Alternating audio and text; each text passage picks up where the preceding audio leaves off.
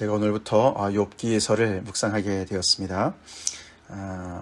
거의 12월 중순 끝까지, 하순 초까지 욥기서 말씀 우리가 쭉 묵상하게 돼요. 올 이제 연말은 욥기서로 우리가 이제 하나님의 말씀으로 이렇게 또 이제 인도함을 받게 되었습니다. 여러분들은 욥기서 그러면은 어떤 생각이 떠오르십니까? 제일 먼저 떠오르는 생각들이 있죠. 욥의 인내가 생각나고 또 의인의 고난이 생각나고, 하여튼 고난이 생각나는 책입니다. 사실 이제 욥기는 아시다시피 이 구약 성경에서 지혜서의 하나 아닙니까? 시편, 잠언, 전도서 거기에 또 하나로 이제 이렇게 시문학으로서 정말 이 하나님 믿는 사람들에게 또 지혜를 가르쳐주는 그런 말씀인데, 우리가 잠언도 묵상해봤고 전도서도 묵상해봤는데 욥기는 또 이제 우리에게 어떤 지혜를 가르쳐줄까? 또 여러분들 기대감이 있으신지 모르겠어요. 우리가 기대감을 가지고 하나님 앞에 나옵시다. 하나님 말씀 욥기를 통해서 더욱더 우리가 하나님의 자녀로 더 정말 우리가 지혜를 또 잘 또 구비하는 그런 은혜가 있기를 간절히 기도하면서 하나님 말씀을 묵상합시다. 저는 고생 좀 하겠지만 여러분들은 또 이제 저를 위해서 기도 많이 해주시고, 그래서 이렇게 또 말씀 또 함께 묵상하시면서 씨름하면서 하나님의 말씀 안에 또 그 보고를 함께 키워나갑시다. 이 고난이 이제 주제가 되는 것 같은데, 이제 우리가 고난 그러면은 참 이 세상에는 왜 고난이 있을까? 왜 고난을 받아야만 되나? 이제 그런 우리는 why의 질문을 많이 하게 돼요. 그렇죠? 고난이 왜 존재하냐? 하나님은 절대 주권자시고 전능하시고 하나님은 선하신데 왜 세상은 고난이 있는가? 악이 있는가? 이제 이런 생각들을 우리가 안 해볼 수가 없죠. 이제 그런 질문들. 근데 이제 많은 성경학자들이 욥기서에서는 왜 고난이 있나? 고난의 그 원인이 뭔가? 그 뿌리가 뭔가? 이제 거기에 대해서 질문을 답을 하질 않고 반대로 이제 어떻게 고난을 견뎌야 되는가, 거기에 대해서 가르쳐주는 말씀이다라고 얘기를 합니다. 우리는 이제 고난의 그 어떤 근원이나 원인에 이제 우리는 집중을 하게 돼요, 그렇죠? 내 자신이 고난을 받을 때 도대체 나는 왜 이 고난을 받을까? 내가 뭘 잘못했나?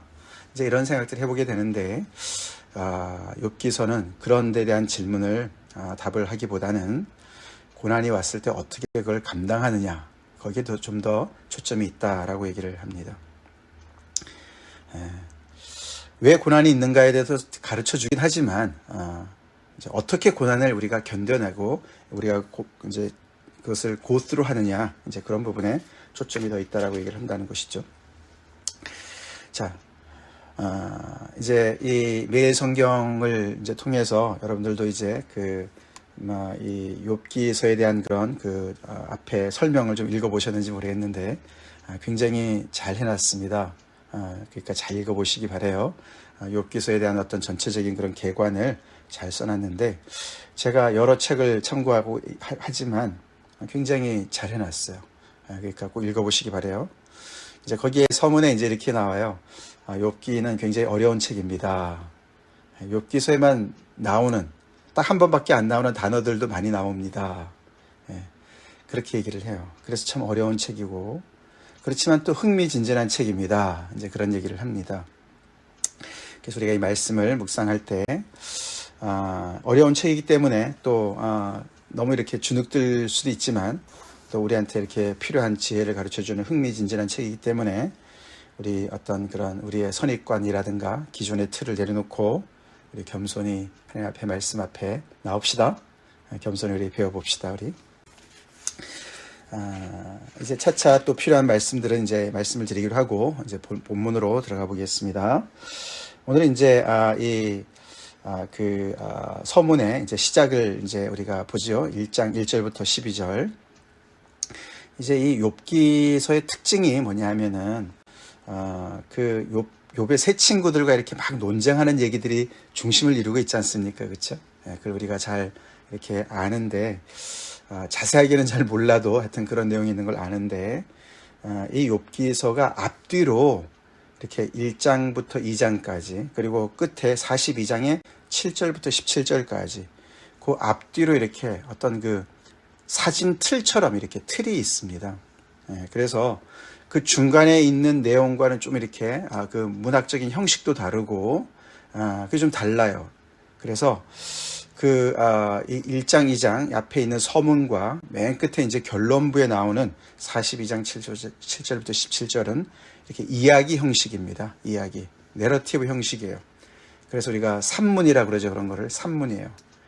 근데 그 사이에 있는 이제 3장부터 그 42장 6절까지는 시 형식으로 되어 있어요. 시 형식으로. 그래서 이제 그 논쟁하는 부분들은 이제 하나님 말씀도 논쟁으로 나오고 그런데 그 논쟁은 다 시 형식으로 되어 있습니다.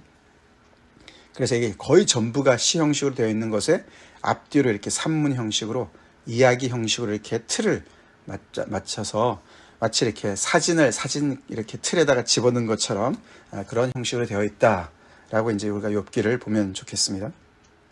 그래서 이게 이제 우리가 사진 틀 우리가 있잖아요, 그죠? 사진이 좋은 사진이 있으면 우리가 사진 틀 액자에다가 이렇게 걸어놓지 않습니까? 사실 그래서 액자의 그 액자 틀이 사실 별로 중요하지 않습니다, 그죠? 중요한 거는 사진이에요. 그렇지만 어떤 액자 틀에 넣느냐에 따라서 사진이 살기도 하고 죽기도 해요, 그렇죠?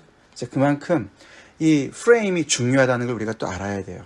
이 바깥에 1장, 2장이 서론과 42장 끝부분에 이 틀로 이렇게 구성된 이 이야기 형식의 이 이야기가 이 전체 안에 있는 그런 논쟁을 어떻게 보느냐, 그것을 결정하는 거라는 것이죠.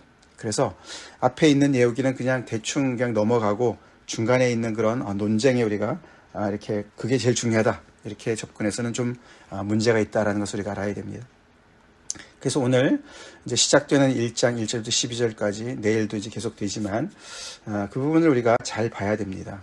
자, 먼저 이 욥기의 가장 주인공이라고 할 수 있는 욥이 등장하죠. 그는 우스 땅에 있었다. 우스 땅에 욥이라고 불리는 사람이 있었다. 이렇게 시작을 합니다.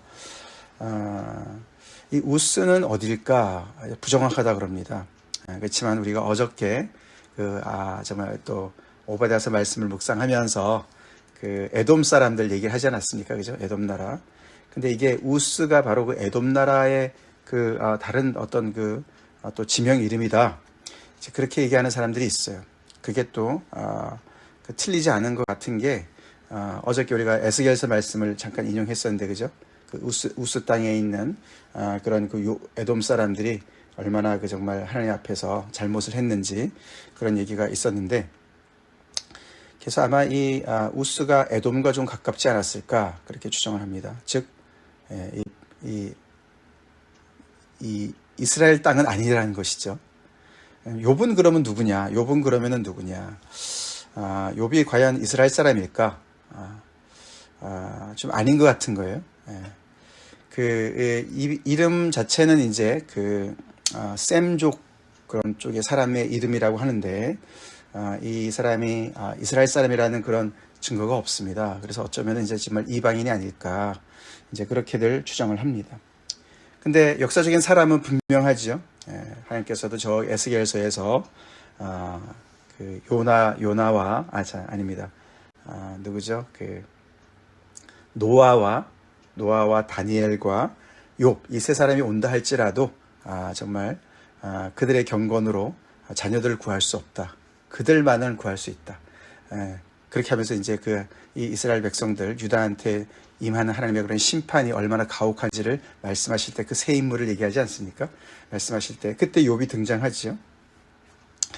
자, 근데 이 사람이 있었는데 이 사람이 어떤 사람인가 설명하는데, 그 사람은 온전하고 정직하여 하나님을 경외하며 악에서 떠난 자다. 이게 욥이라는 사람을 이렇게 표현하는 표현이죠. 한마디로 이 사람은 정말로 하나님 앞에 온전한 사람이었다. 그 말은 이제 죄가 없다 이런 말은 아니죠, 그렇죠? 근데 이 사람은 정말 하나님 앞에 정말 이렇게 정직하게, 또 사람들 앞에서도 정직하게 마음을 다해서 하나님을 경외하고 악을 정말 미워하고 악을 떠난 그런 정말 하나님 편에서 하나님을 섬기는 그런 사람으로 정말 흠이 없었던 그런 존재다라고 설명을 합니다. 그가 신앙이 대단했던 사람이라는 것이죠. 요즘 말하면은, 요즘 표현으로 말한다면은, 그게 이제 악에서 떠났다 이런 말들이 다 이제 보면은 이게 그냥 한 번에 그렇게 잘했다 이런 말이 아니라 한 번 정도가 아니고 이것이 계속 반복되면서 그의 인격이고 인품이 되었다 이런 뜻이에요. 그래서 정말 그는 이런 어떤 정말 삶을 늘 이렇게 습관처럼 살던 그런 사람이라고 얘기를 합니다. 자, 그러면서 이어서 나오는 게 그런 그의 신앙에 걸맞게 하나님께서 축복을 많이 해주신 것이 나오죠. 처음에는 그의 자녀들이 아들 7에 딸 3이 있었고, 그리고 소유물이 엄청났고, 그렇죠? 그래서 전통적으로 이제 그 구약의 그런 족장 시대, 예를 들어서 아브라함 시대나 말이죠. 이럴 때, 야곱의 시대 이럴 때 보면은 그렇게 하나님의 어떤 축복이 장수의 축복으로, 그렇죠, 물질적인 축복으로 이렇게 나타나지 않았습니까? 그런 거 굉장히 연결이 많이 되어지는 걸 볼 때 욥이 언제 사람일까? 아마도 그 족장 시대 사람이 아닐까 이렇게 추정을 합니다. 나중에 42장에 가보면은 그가 140세까지 살았다 이렇게 굉장히 또 그 오래 장수한 것을 볼 때도 그렇고, 하여튼 이제 대략 그 정도로 생각해 보게 되고, 그래서 이제 여기서 보면 이 굉장히 신앙이 좋은 사람이었는데 그것을 하나님께서 어떻게 보면은 이제 그런 신앙을 축복하셔서 이렇게 자녀의 축복과 재물의 축복까지 다 주신 것으로 이렇게 연결되어지는 것으로 기록을 하고 있지 않습니까? 그래서 그 사람이 동방 사람 중에 가장 훌륭한 사람이었다. 그리고 자기만 그렇지 않았습니다. 그렇죠? 그 아들들이 자기 생일에 다 이제 가족들을 초대해서 잔치를 벌리고 그게 다 끝난 다음에는 혹시 이 아들들이나 딸들이 이 잔치를 벌이다가 하나님 앞에 범죄했을까봐 그들을 다 불러다가 그들의 명수대로 번제를 드리면서 하나님 앞에 자신뿐만 아니라 온 가족이 정말 항상 하나님 앞에 의롭게 바로 살려고 이제 그렇게 늘 그렇게 살은 것을 이렇게 기록하고 있습니다. 그래서 1절부터 여기 5절까지 그 욥을 이제 이렇게 소개하는데 그는 정말 이렇게 흠잡을 데 없는 그런 온전한 그 하나님을 경외하는 사람이었던 것을 우리가 볼 수가 있고, 또 거기에 걸맞게 하나님께서 이렇게 그 삶 속에서도 많은 축복을 주신 것을 이렇게 누리는 그런 사람으로 기록되어 있습니다.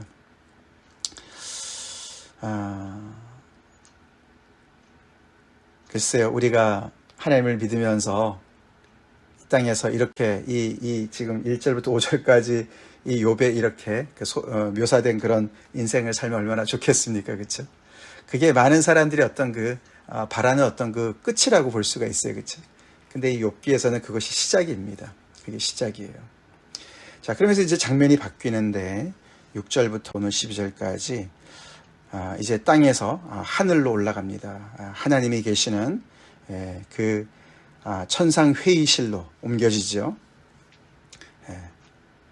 하나님께서 마치 이제 그런 그 당대의 어떤 그런 이렇게 왕정 시대에 어떤 그 왕이 있고, 그죠? 그의 신하들이 쫙 이제 모여서 회의하는 어떤 그런 것을 연상해 볼 수 있는 그런 장면이죠.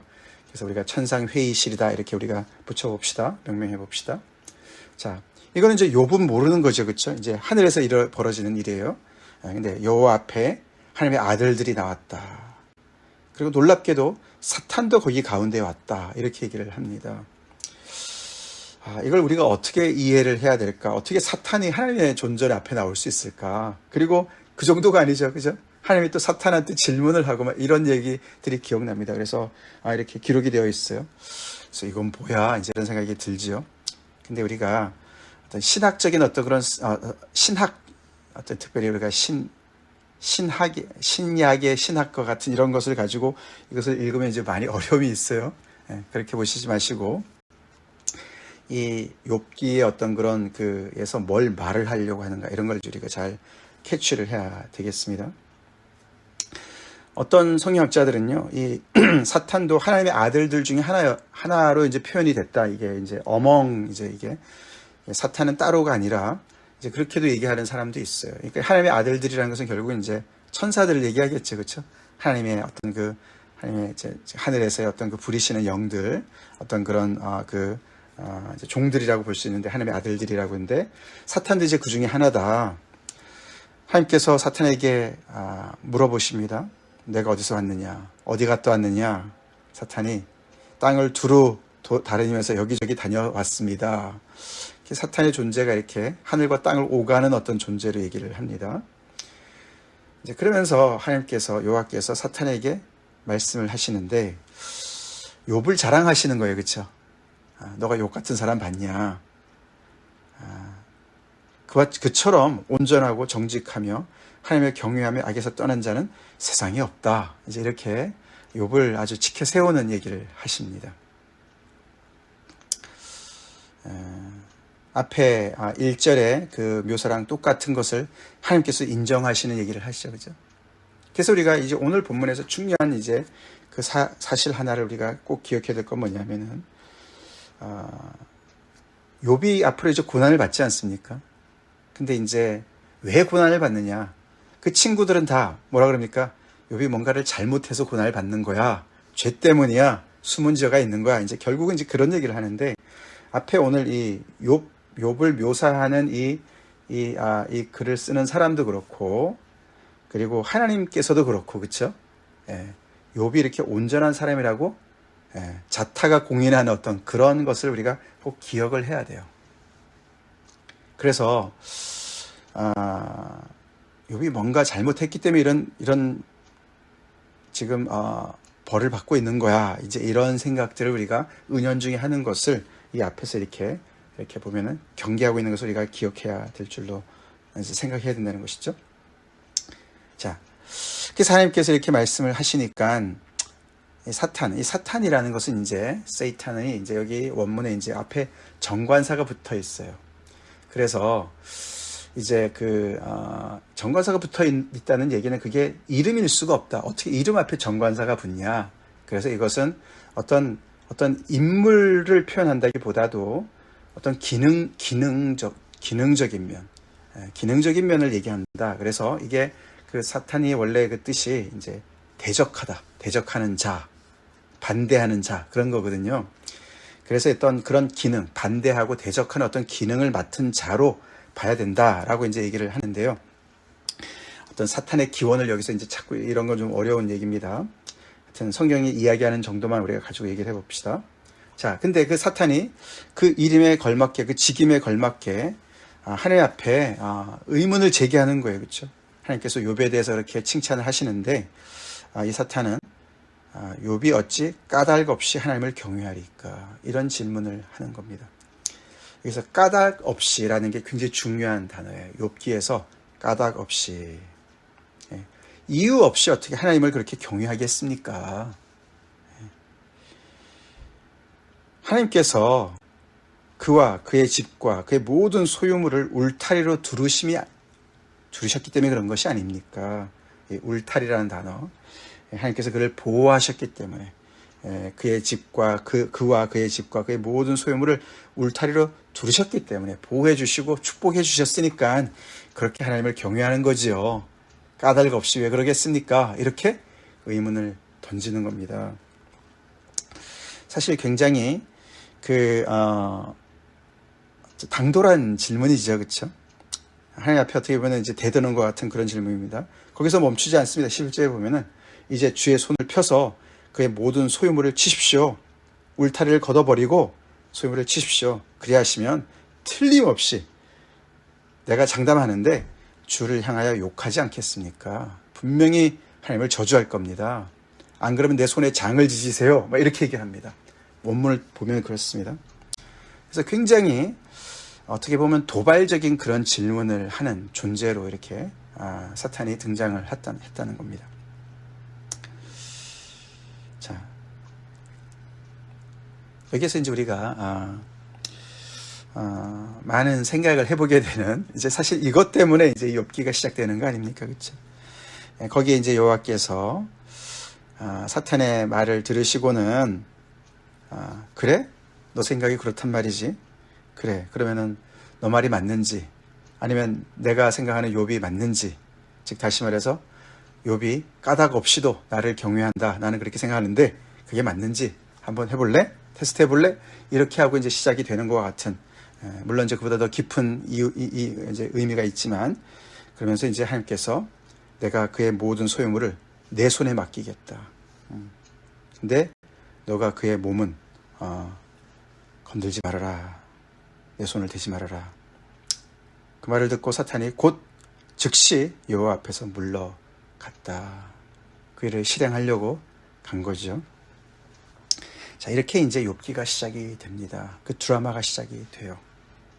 그래서 이제 우리가 딱 두 가지만 좀 생각해 봅시다. 이제 계속 이제 주일 메시지에도 말씀을 드리겠지만, 첫 번째로는 욥은 아무것도 모릅니다. 그렇죠? 이제 곧 닥칠 이제 그런 환란이 오는데, 우리 안에도 많은 고난과 환란이 있습니다. 그렇죠?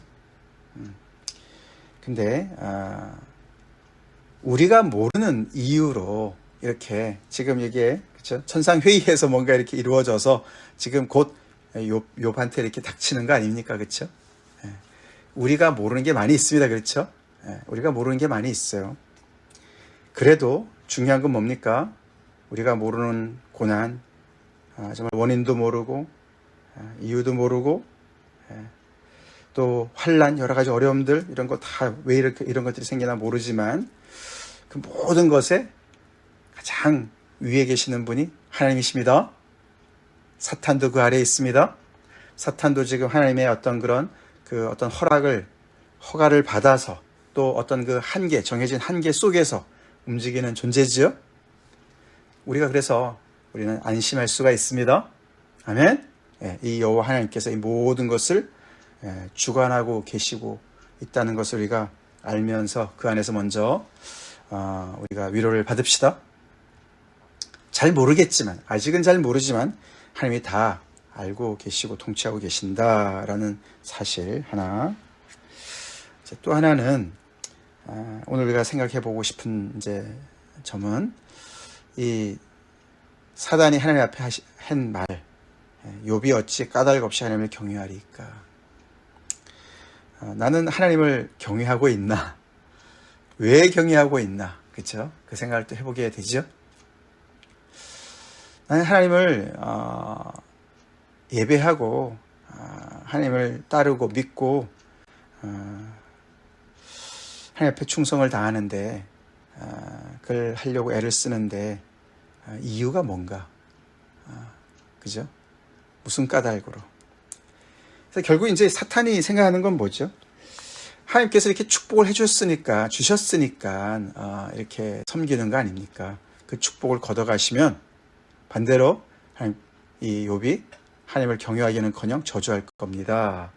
그런 논리를 펴는 거 아닙니까? 그렇죠?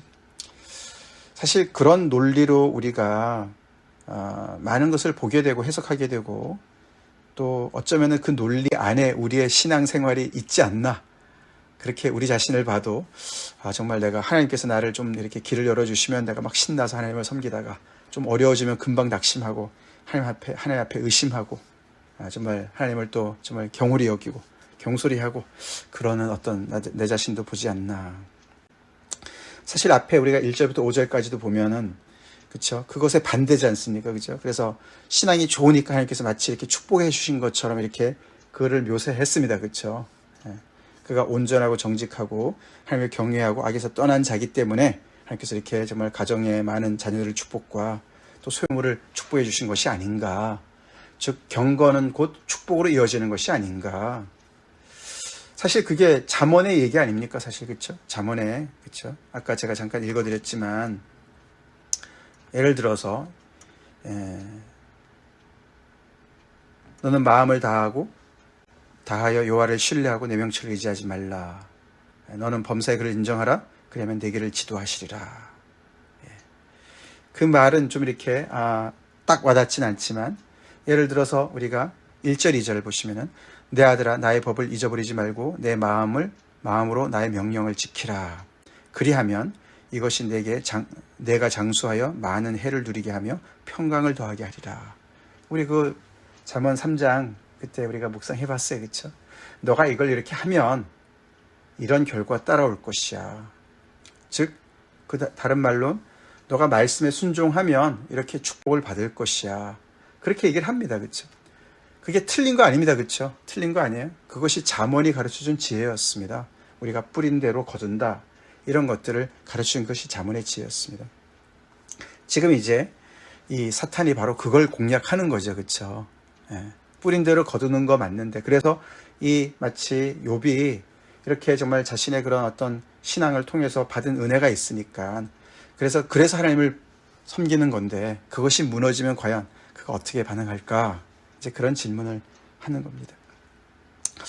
사실 그래서 이 욥기가 굉장히 어려운 질문을 사실 우리한테 던지고 있습니다. 까닭 없이 하나님을 경외할 수 있을까? 나는 어떻게 하나님을 경외하고 있나? 오늘 여기 그 욥기 앞부분의 서문에 까닭 없이 한다는 것, 그것이 바로 은혜다. 하나님께서 우리를 사랑하시는 게 은혜로 대하시는 것이 까닭이 없죠. 그렇죠? 우리가 뭔 자격이 있어서 우리를 그렇게 하시는 게 아니지 않습니까? 그렇게 우리를 은혜로 대하시는데, 그것처럼 우리도 하나님 앞에 정말 그리 아니하실지라도 하나님을 여전히 우리가 경외할 수 있나, 이제 그런 질문을 우리한테 던진다는 것이죠. 오늘 우리 하루 또 이 말씀 묵상해 봅시다. 나는 무슨 까닭으로 하나님을 섬기고 있는가, 경외하고 있는가. 또 우리가 욥기서 말씀을 쭉 묵상하면서 거의 2달간 그 질문을 우리가 하면서 우리의 하나님을 경외하는 그 신앙이 더욱더 성숙해지는 은혜가 있길 간절히 기도합니다. 기도하겠습니다. 하나님, 오늘부터 우리가 욥기서를 묵상하게 됩니다. 하나님, 우리 안에도 많은 이해가 안 되는 많은 고난들이 있고 참 복잡한 문제들이 많이 있습니다. 욥기서 말씀을 묵상하면서 아버지, 이런 인생에 풀리지 않은 많은 질문들을 우리가 더욱더 정말 아버지 바른 관점에서 고민하며 또 하나님의 인도하심을 받아서 이런 어려움을 통해서 더욱더 하나님 앞에 더 가까이 나가는 저희가 되길 간절히 기도합니다. 아버지, 우리는 때로 정말 이해할 수 없는 그런 아버지 어려움 속에 빠져서 헤매지만 다시 한번 오늘 말씀을 통해서 이 모든 것에 정말 아버지 참 통제실에 그 가장 위에 하나님이 계심을 우리가 정말 아버지 말씀으로 봅니다. 하나님이 다 정말 아버지 관장하고 계시니 염려 없다고 우리가 다시 한번 믿음으로 고백하며 아버지 우리의 주어진 그 삶 속에서 참 주님 앞에 계속 서 있게 하여 주시옵시고 욥처럼 계속해서 끈질기게 나갈 수 있도록 하나님 앞에 나갈 수 있도록 인도해 주시옵소서. 하나님, 우리는 하나님을 섬기되 조건부로 섬기고 있지 않는지, 까닭이 있어서 하나님을 섬기고 있지 않은지 또 아버지 우리가 질문을 받습니다. 하나님, 더욱더 정말 우리에게 참 이런 어려운 질문을 통해서 우리의 신앙이 더욱더 성숙해지길 바라고 우리의 지혜가 더욱더 깊어지길 간절히 기도합니다. 예수님 이름 받들어 간절히 기도 올려옵나이다. 아멘.